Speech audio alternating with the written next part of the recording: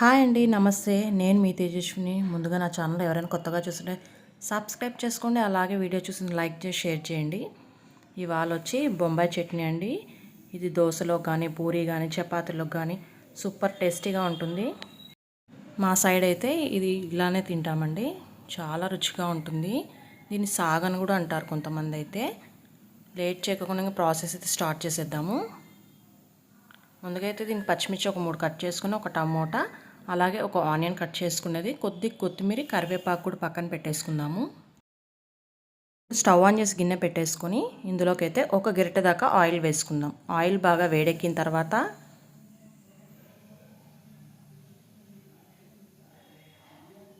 ఇందులోకి అయితే శనగపప్పు 1 టేబుల్ స్పూన్ దాకా వేసుకోండి. అలాగే ఆవాలు జీలకర్ర వేసుకుందాము. బాగా చిట్పట్లాడిన తర్వాత కొద్ది కరివేపాకు వేసుకుందాము. ఇప్పుడైతే మనం ఆనియన్ తరిగిండేది వేసేసుకుందాము. ఒకసారి అంతా బాగా ఫ్రై చేసేసుకుందాము. ఎప్పుడైనా కాస్త ఆనియన్ మగ్గిన తర్వాతే టమోటా అవన్నీ వేయాలి, లేకుంటే ఆనియన్ సరిగ్గా మగ్గనట్టుగా ఉంటుందండి నాకైతే.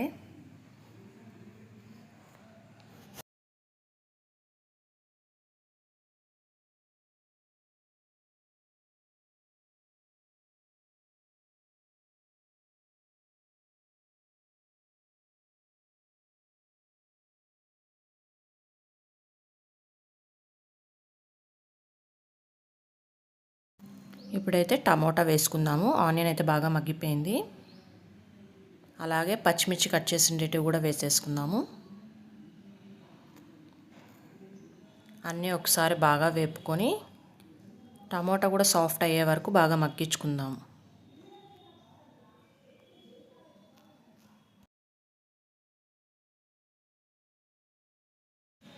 అన్నీ ఇలా బాగా మగ్గిన తర్వాత ఇక్కడైతే ఒక 1/2 టేబుల్ స్పూన్ దాకా అల్లం వెల్లుల్లి పేస్ట్ అయితే వేసుకుందామండి. పచ్చివాసన పోయే వరకు అలా బాగా వేపుకుందాము.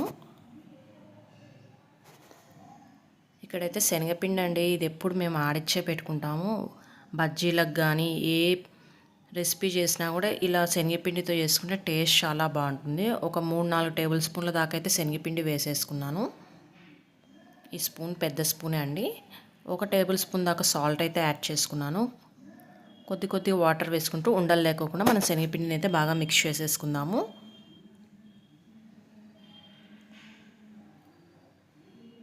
ఇలా బాగా మిక్స్ చేసుకున్న తర్వాత ఈ కన్సిస్టెన్సీలో అయితే ఉండాలండి.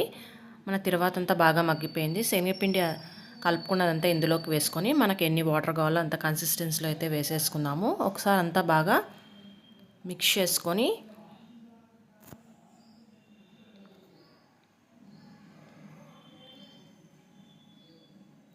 ఇది బాగా ఉడికే వరకు ఉడికించుకోవాలండి. శనగపిండి పచ్చివాసన పోయే వరకు ఉడికించుకోవాలన్నమాట.